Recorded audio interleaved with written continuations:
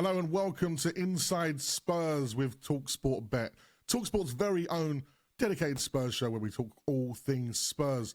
It's me, Majestic, once again, and joined by our favourite of the show, of course, from Sonny Talks Spurs. Sonny Snelling joins me. How are we, Sonny? Yes, I'm very good, Maj. How are you? Yeah, it's been a strange week in the world of all things Spurs. A win, a loss. It's a fan base divided everywhere I go. Getting pelters online for saying certain things, getting pelters for not saying others. It's been an interesting week. But of course, we're coming off the back of that defeat last night against Newcastle United at St James's Park, 2-0 out the Carabao Cup. How are you feeling about being dumped out of the Cup? You know what? We won our trophy last year, Maj, didn't we? And that was the glory of Bilbao. You got to get that in early. I said that on my YouTube video last night. But yeah, I mean, you say about a fan base divided. All you have to go is into my comment section and see one fan says one thing, another fan says another, and it just keeps sort of. It's a weird atmosphere at the moment because at the end of the day, I know we've been knocked out of the cup, and it's all oh, here we go again. Spurs back to being Spurs, but we're still third in the Premier League after a good victory against Everton at the weekend. We're still undefeated in the Champions League. I know we sit 15th, but we've seen how this format can be. PSG finished mid-table in that league phase last year, and they went on to win the bloody thing. So it's one of those things at the moment where I still look at it. Thomas Frank has a lot to do. He knows he has a lot to do, and there's still those moments where, and it is Spursy, some of the players making mistakes last night, and the whole Jed Spence corner situation, which I'm sure we're going to get into. But it's one of those things where I thought it was an okay performance. I think our chance creation was a little bit better. Some of the positions and the passing we were getting into. And bear in mind, I still look at the state of the Tottenham squad at the moment. I still think there's some players not good enough. There's still a lot of players to come good, but we're still missing a lot of people. Solanke, Maddison, Kulusevski, Udogie. I feel like a lot of these players are key to what Tottenham need to do and what Thomas Frank wants to achieve at this football club under his tenureship. So at the moment, I'm not going to go in on Thomas Frank. I'm not going to go in on, I'm going to contradict myself in there. I was going to say I'm not going to go in on any players, but there's a couple of players I'm going to go in on today. But at the moment, I'm a half glass full, I'd say, instead of empty. I don't know about yourself. Well, we talk about contradictions, and we're going to have to go from the bat here because we have been absolutely giving Vicario pelters for weeks. You have. Yeah? I haven't. I haven't said anything. I wasn't on that week. Is that your receipt, Sonny? Is that your receipt? I criticised him when we first signed him, and I did my apology video the first couple of weeks after we'd signed him. So, but you can take the floor. Yeah, well, I'll take the floor on this one because I definitely have absolutely battered him for the last couple of weeks, and he's the last two games, Everton. Some unbelievable stops. Of course, the game in the Champions League, he was phenomenal. And wow, last night he doesn't get the start. We put Kinski in there. And really and truly, that man loses us the game. I'm going to say it. I'm going to say that the goalkeeper cost Spurs the game last night. Is that fair to say?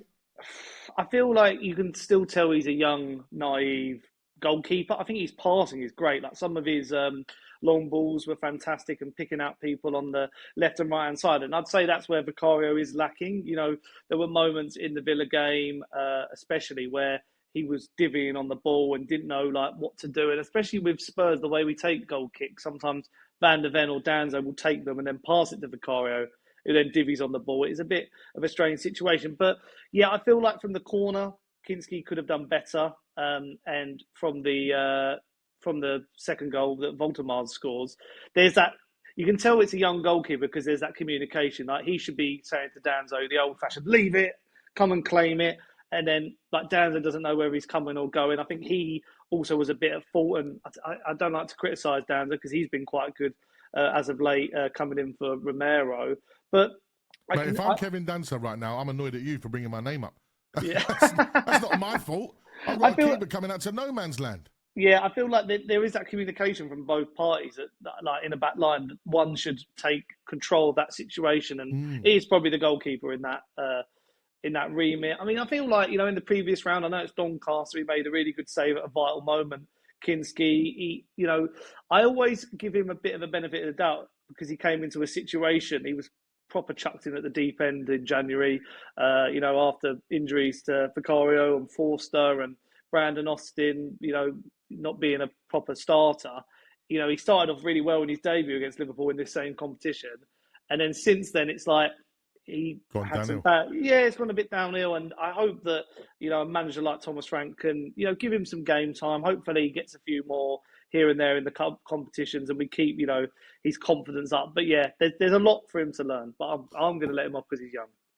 But then you just look at the flip side to it. You look at Newcastle, Ramsdale in goal, a couple of really good saves, assured performance from him as the number 2 at Newcastle at the moment. That just shows Eddie Howe's 4-year project where that is at the moment and where we are in the infancy of the Thomas Frank project. I don't think that Vicario and Kinsley as a 1 and 2 is going to be the way forward. For sure, Vicario's been showing his class lately. And as I say, I've got to put my public apology out. I missed Vicario last night. I can't believe I'm saying it. But, he's been that good at the last 2 games. And, you look at the rest of the game and you think about it, without Romero, without Van der Ven, Adogi, etc., I don't think Newcastle, they definitely had the dominance of the game, especially the first sort of 35 minutes. But when we grew into the game, I actually found myself enjoying some of our football the most I've enjoyed it this season, ironically. And I do think that, the having Sarr in there, and I think Bergvall was phenomenal again yesterday. And Polina, wow, that guy can play centre-half. That guy can play anywhere. Yeah, it came to a moment in that game where I was thinking, why isn't he in the middle of the park? Because that's where we need. He went on a little bit of a wily run on the right wing and was looking like one of our most creative threats from centre back yesterday. I just think there's a lot of good promise from certain individuals, and I will use the Aston Villa game because I feel like that's a lot of where Spurs fans are like pinning this is the worst of a Thomas Frank side, because it was a lot of, I don't know if you've seen the pass maps, it was a lot of sideways and backwards and that sort of stuff. But yesterday it was a bit more forward thinking and midfielders getting in the right areas, and that is probably because we had the likes of Bergvall in there and Sarr as well. I don't think Sarr had his best game in a Spurs shirt yesterday, but I think they're more willing to be the runners and show some legs. So we have got a lot of options in midfield, and it is good to see. And you just know that I don't blame Thomas Frank for going with the system he went yesterday, because Newcastle, the energy they go at is crazy. They're going like the clappers, the way they're out the traps and pressing you. And I think we handled that side of it quite well, especially with, the way that the commentary was last night on Sky. They were saying a much changed Newcastle side, but they still had Harvey Barnes, Voltemard, a strong midfield of Tonali, who was absolutely phenomenal, by the way. He was incredible. So there wasn't I feel like it's one of those games where this is going to sound awful, but it's probably one of the better games up in Newcastle, because when you look at how we've been in the last couple of years on Tyneside, it's been an absolute horror show. Oh yeah, definitely. We'll have to start. Of course, you mentioned the Jed Spence situation with the corner. What did you make of it? So Jed Spence gone down. He's able to take his shoe off at that one moment, isn't he? And he's put his shoe back on. He's doing it. He lays his back up. For me, as soon as he's turned his back, that's the mess up from him. The ref ain't gonna just let you get into position. You've been down on the floor long enough. Yeah. Now you're in the game. As soon as you're in the game, mate, for me, jog backwards. Why are you doing jogging? You're doing jogging backwards on the training field. Yeah. Jog back. It was just poor in the sense of, if you're in that situation, and don't get me wrong, Newcastle players tackled him fairly and the shoes come off, so it is almost a moment where you're like, well, get it sorted. And the problem is with the way people have spoken about us, and not time wasting, but taking time over our throw-ins, people could have seen it as a bit like that. But my issue comes with more the players in the middle. It's also on them to pick up that extra man. It's a team effort of right, he's out of position. Who's picking up Fabian Schär? No one. And then that's how the goal is conceded in the end. It is just a bit, I don't sit there, and I'm not sitting there annoyed at, the referee, because he's refereed that perfectly. If anything, he should have told him to go to the sideline and do his shoelace up there, or get a better pair of boots on, because it is a bit of one of those things where it is just arguing. Why should I give you 3 minutes to tie your laces up? Oh yeah, it's ridiculous, especially at that time of the game as well, when they didn't even have that much added time on, and he was down for about 40 seconds sorting his laces out. So you can tell I think the referee had a stinker all round. The Kolo Muani dribble where he's dribbling through the middle of the park and it comes off the referee's heel, sort of summed up his performance. So, but that was the one thing where I was like, maybe he's he was onto something. You've given him the benefit of the doubt. It's on Jed Spence to turn and face. Literally, rule one in defence: turn and face. You know the corners coming in. We're meant to be getting better at corners, but that was just a lapse of judgment from most of that Spurs back line. Speaking of the back line, we've got to talk about the front line because, ironically, apart from the mistakes from Kinski there and, the whole Jed Spence situation, I don't like when Newcastle had a lot of attacking options in the first half, especially. I felt we dealt with them, and I do feel like when I'm watching Spurs in defence, I feel quite assured. Like, I'm like, okay, yeah, cool, you've got the ball, you're coming at us, you're going to keep coming. The personnel we've got there, I think, have been brilliant. I think Danso's been a revelation in the last few games. I think he's been superb, comfortable on the ball, wins everything in the air. Looks like he's talking to his fellow teammates. So it's weird to lose 2-0 and think, I'm not looking at the defence. I'm looking at the keeper for sure. But I'm looking at the defence as a problem. But we lose 2-0. And there's a reason why I got a picture of a beautiful man here called Harry Kane. Just a reminder of what we had. And again, the fact that Sonny, mate, it's looking, every game that goes by, selling Son for however much we sold him for, 15 million or whatever it was the dumbest move. Like, you sit there, and I've said it on previous shows, with him gone and Maddison injured and Kulusevski injured, you're missing 60 goal contributions there. I think they worked it out, some of the statisticians on Twitter. But it's just that striker is where it's at the moment, and I was saying this off camera to our producer Kev, and I think it should be live by the time this video goes out as well. I've done a short on Richarlison, and literally one of my biggest rants about a player, because in a Thomas Frank system, in a Thomas Frank team, you're not going to have as many chances. But when you do have a chance, you've got to score. They're going to be clear-cut opportunities. And last night there was 2 chances in that first half where we moved it around perfectly from back to front. And who's on the end of it? Richie. And I'll be honest, I think I was a bit blindsided by it. Not on the end of it. I mean, yeah, that's the perfect way to sum it up, because at the beginning of the season, against Burnley and Manchester City, he had 2 really strong games. And also, I'll include PSG in the Super Cup in there because he was all right then. But recently, I just don't know if his confidence has gone down again. But do you know what? I don't want to hear about confidence from a man that's got a tattoo of himself on his own back with Neymar and Ronaldo. That is also a confident lad.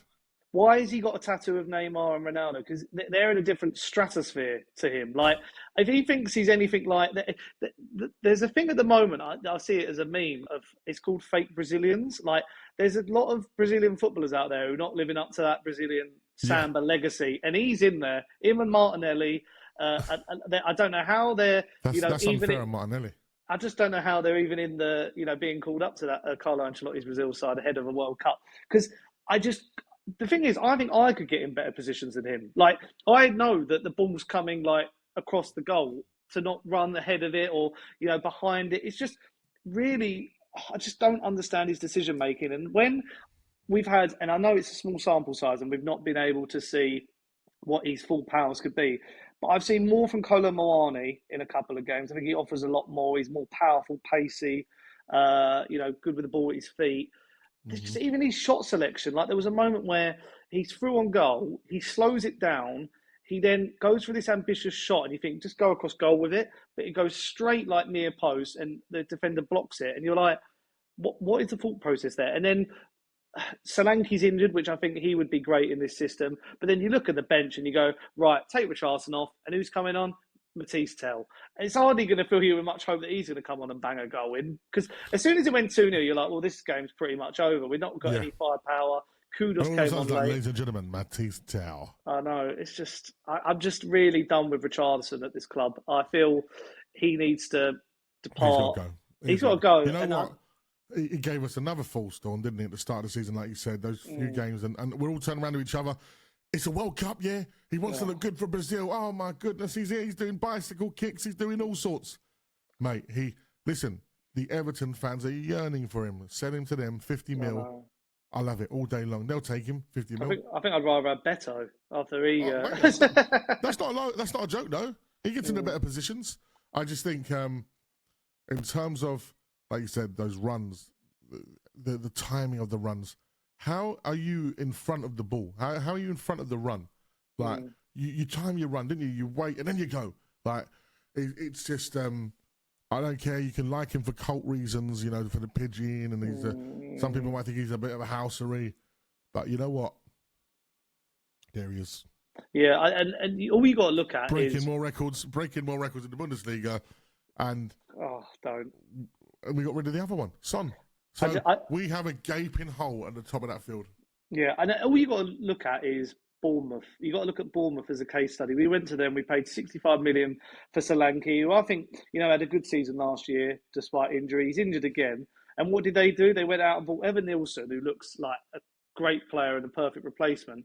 And then they've got a signing in the summer in Ellie Junior Krupi, who's come in and absolutely they've unearthed another gem. So you've got clubs operating like that, and yet we're scraping the barrel, not knowing who's going to be leading our line. I think Kolo Muani can come good.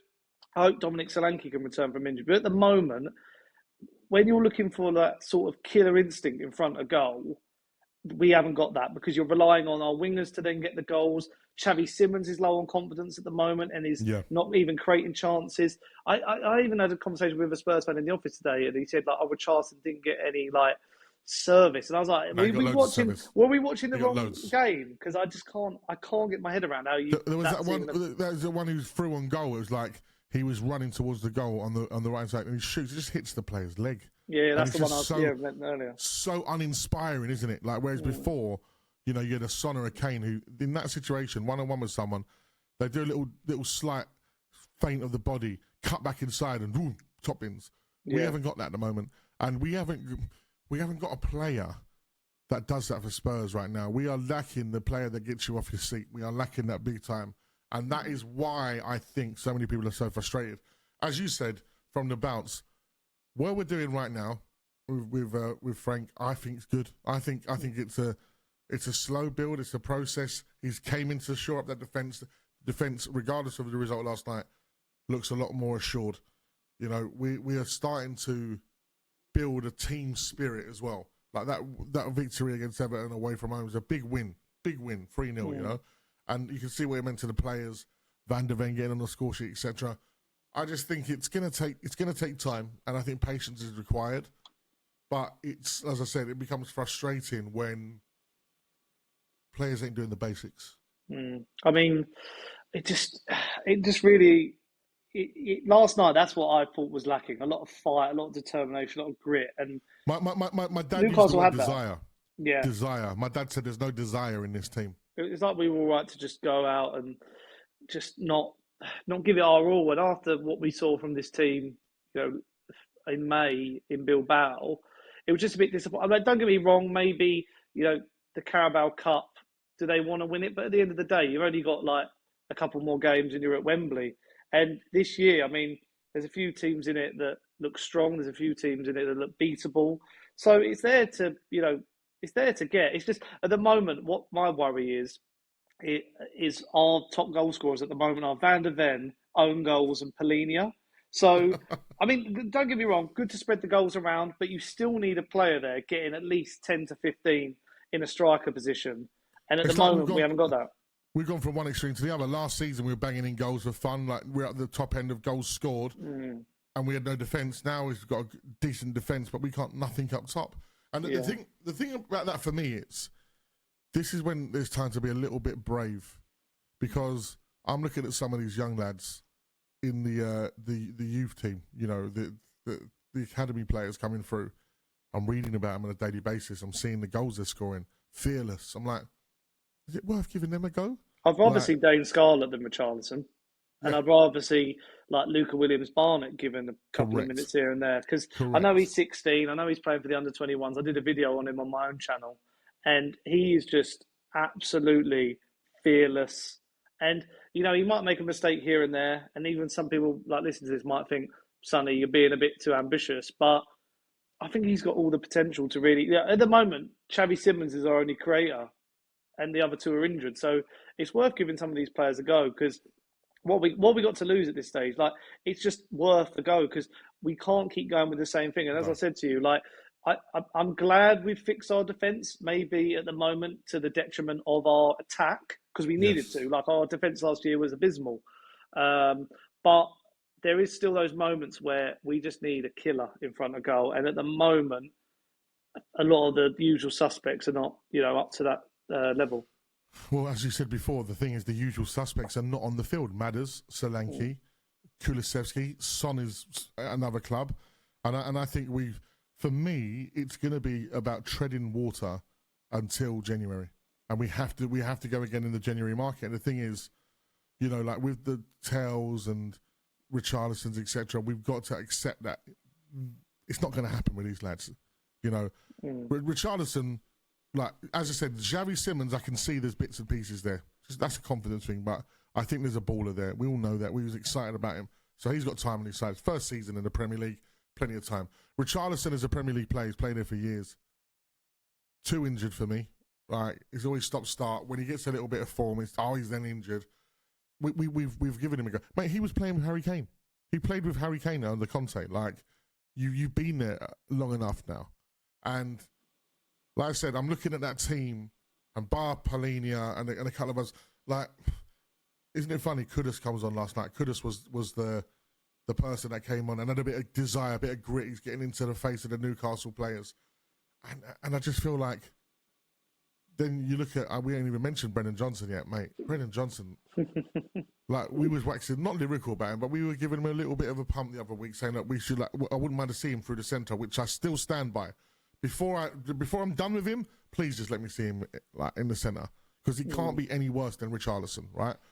But yesterday on that right-hand side again, that ball where he literally just kicked it into and he's asking for it. He's literally going, give it, and then just kicks it out. I'm just like, Brennan, I love you. You won us that trophy, but I nearly saw there. I was just like, it's just like, what is going on? Even my mate Gazza, who I do the same on Spurs podcast with, he's retracted the Johnson goal. It wasn't even his goal anyway. It was an own goal. Sure. Luke Shaw statue outside. That's what he's like, no, he don't get it. He doesn't get it. So yeah, listen. It's one of those things. The games are coming thick and fast. Yeah. I'm excited for the Chelsea game because, again, a bit like Newcastle did play on the front foot yesterday at St James's Park, which allowed us space in behind. And if we can manipulate and utilise that space and take our chances, then it creates a bit of an open game. I think playing Chelsea at the weekend is better than playing a low block side. That's what I mean. Like everyone's looking at this run and calling it the horror run, but I'm like, these are sides that Thomas Frank football works against. And my question to you, Madge, would be, what would you start? Like, who you starting up top? What sort of, are you going Pellegrini and Bentancur? Are you going full defensive mode? So it's a great shout. I think, again, we're at home. We've all complained about that situation with Bentancur. I'd personally drop Bentancur for the next game. I thought he was pretty non-existent in the Newcastle game last night. I'd like to go and put Moani up top, Richarlison. You showed us in the week that, nah. But again, because we've got Champions League football coming as well, does he use Tell in some aspect? Because he's going to be looking at it and going, well, I've got to play him because I know he's not in the squad. So it's really difficult to look at what he's going to do and which way he's going to go. But all I know is Richarlison for 90 minutes up the top against Chelsea is going to be uninspiring. I want to see Moani, as we mentioned. I'd like to see, because I was just speaking to a friend of mine off air, and he was like, he's not having him. He says he's used this as well. I see glimpses of him. I see that run yesterday. I see strength. I see the I think he was great against Everton. But he's great against Everton. Yeah, he really was. And again, I think once Xavi and him have a bit of a rapport with one another, I think we're going to really see that blossom. So I'd like to see that. Van der Ven obviously to come back in. Don't rush Romero. I think Danso can do the job. If Romero's fit, then cool, we could get him in. But I don't think Danso's an issue. Like I said, it's going to be all about that midfield, how we play that, and how we try and dominate the game against Chelsea. And especially being at home, if we try and sit back and soak it up and all that, that crowd are going to get behind, not going to get behind them. And the first 10, 15 minutes will become toxic. Yeah, I'd go with, because we've got obviously Copenhagen in the week for Champions League, and they're like 32nd in the tables and they haven't won a game yet. They're not doing great, and it's at home. Yeah, so maybe that's the game for Tell. Whereas this, I'd be going like back But, for the but Tel can't play in the Champions League, can he? Oh yeah, God, that's the issue. And that's what I'm saying. The hand is forced. The hand is forced. I'd go like a midfielder, Palhinha, Bentancur, and Bergvall. I'd sit Xavi Simons out of this game maybe, or maybe play him on the left, depending. And then maybe you go Kolo Muani, Kudus, maybe Brendan Johnson on the left, because I think what you see is Chelsea going to have a lot of the ball. Maybe that is a counter-attacking game, so maybe that's the play. Because I think Xavi's not really a counter-attacking style of player. On the left, I'd say you want him in the middle, but I think we need to have the defensive nous of those two, Palhinha and Bentancur respectively, and then the legs of Bergvall to break it up, and then I'd be happy with that lineup. It just, like he says, it just needs the legs alongside it, in my opinion. Yeah. Overall, a week in the life of Spurs fan, a win away at Everton, a loss at St James's Park. We're out of the cup. To be fair, with Newcastle, Arsenal, etc., still all in it, it's going to be a tough cup to win. Manchester City as well, go through to the next round. It's going to be a very difficult. It's looking like it's probably, if it goes the way that we think with favourites, Arsenal, Newcastle, Chelsea, and Man City quarterfinal. Yeah, I mean, I said that last year. It was easier to win the Europa League than it was Carabao Cup last year. 100%. Like the run we went on in the 100%. Carabao Cup was tricky, and why do we always get like Man City at home, Newcastle away? Give me like Rochdale. Like where's those? Why don't we get that one? We never do. That's City, isn't it? City have got that one, or City Chelsea really do. They love an easy draw. But yeah, I just think people who are panicking about the way we were playing, we have to take into account. These are the same people that were back in Ange and going, he's got no defence. Well, he's got no forward line. He's got no proven forward line so far. And I thought yesterday was the first time in probably since Burnley, mate. Since the Burnley game that I've seen us get between the lines, break quickly, and look threatening on that break. Yeah. And I think, if we can utilise that and build a bit of confidence into Xavi and the forward line, then we might see the goals come. But I do think that on Saturday at home, if we sit in deep against Chelsea too much, it will definitely work in their favour. Yeah, because they've got the talent to pick us off and turn us over. I mean, they're not in the best of states, are they? You look against Sunderland, they lost at home, so they are there for the pickings. It just, again, I mean, Maresca, like a few managers at the moment, they're all overthinking their tactics and calling out other teams changing. It's like, well, that's football. That's football management. That's your job. Sound like Roy Keane there. So, it's your job. Do your job. Come on. It's your job. So, it's your job. It's going to be Santa Claus getting props up doing presents. It's Christmas. It's your job. I want a present. I want 3 points. That's what I want. I want a present. He's there. And hopefully he comes in the summer home. I've made my public apology 9 times now. But do you know what? Just talking about him quickly, he is hitting new levels. I mean, it's silly. It's silly. We're at this stage now where I've got West Ham fans at talkSPORT next to me. I've got Arsenal fans. You name them. They're all sitting there going, "Oh, he is good, isn't he? Oh, I mean, don't get me wrong. He's got his best goal to game ratio ever." But he's doing things in games now that we were seeing week in, week out. And because he didn't have a silverware in his trophy cabinet, no one gave him the plaudits. And now they are. And sitting there and going, wow, he's a good passer. Wow, he's good at shooting. Wow, he can correct. They're finally realising that this guy is the jewel of the crown of English football and one of the best strikers we've ever seen. So, and it was such a privilege to have him at our club. And I didn't begrudge him leaving for Bayern Munich. But Harry, come back next year, mate, because this is the perfect team for you to be in now. You suffered under Nuno. Come back under Frank, baby. You'll love it. We do need him indeed. There's plenty of Spurs talk to come, of course. Don't forget to press subscribe. Give us a like and put some comments below as well if you agree or disagree with us. That's the whole point of these conversations. We've also got our own dedicated Spurs YouTube channel on talkSPORT now as well. So make sure that you like and subscribe to that because we're going to keep delivering new content on a regular basis about Spurs. The games come thick and fast, of course, Sonny. Chelsea at home on Saturday and then another Champions League game. Nice to be at home Feels like we've been away for ages. I know, but that's good, isn't it? We're better away from home. I know, but hopefully Saturday against Chelsea. I tell you what, if Thomas Frank can get a win against them at home, builds a bit of momentum with the crowd, goes and get a good win against Copenhagen, it sits us really nicely going into I think it's Manchester United as well. We got coming up soon, aren't we, at home? Yeah, week after, yeah. Yeah, so lots of big games coming up, lots of must-win games as well. The Copenhagen being the one, as you mentioned already, false positions in that Champions League table, because if we can go and beat Copenhagen in the week, I think it's like Dortmund are playing maybe Liverpool or someone, or they're basically teams that are above us all playing each other, so they're going to be dropping points. So that gives us a beautiful way to get 3 points and boost up the table. And when you look at that afterwards, you'll be thinking, oh, if we can get a result, listen, a draw or a win against Chelsea, just don't lose. As long as we don't lose to Chelsea, that result and a win against Copenhagen, that's a good week for Spurs, in my opinion. And I think you then look at that Champions League table, see where we are there, and you go, look, Thomas Frank's first season, we're this far in, we're here. And that is how we keep going from game to game, and that's the way to do things.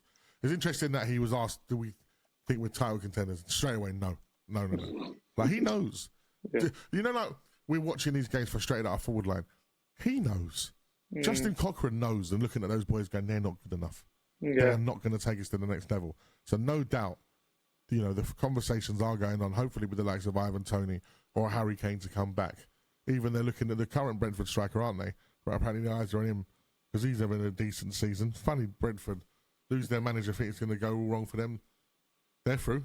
Set pieces, isn't it? That's why. Set piece things. Sonny, of course, where can they find your channel if they want to come check out some of those rants you've had on Richarlison? Yeah, so Sonny Talk Spurs on YouTube. It should be collabed on this, so just click that. I did a video the other day, actually, Madge, about, you know, a lot has gone on at Spurs the last couple of months with Levy leaving and, you know, both the new directors of football and the £100 million cash injection. So I've had to talk about that and what it means for Spurs' future. So if anyone wants to go and check that out, that was my upload the other day. So worth a little watch on that. Very interesting. I'll check that out when I'm on the way up to talkSPORT tomorrow. Thank you very much for your time, Sonny. Don't forget, this is Inside Spurs, brought to you by our friends at talkSPORT Bet. Make sure you like, subscribe to the channel. Listen, this is what being a Spurs fan's all about. It's a roller coaster of emotions, but we love the team. In the words of the great Paul Coit, get behind the team and up the Spurs. Up the Spurs.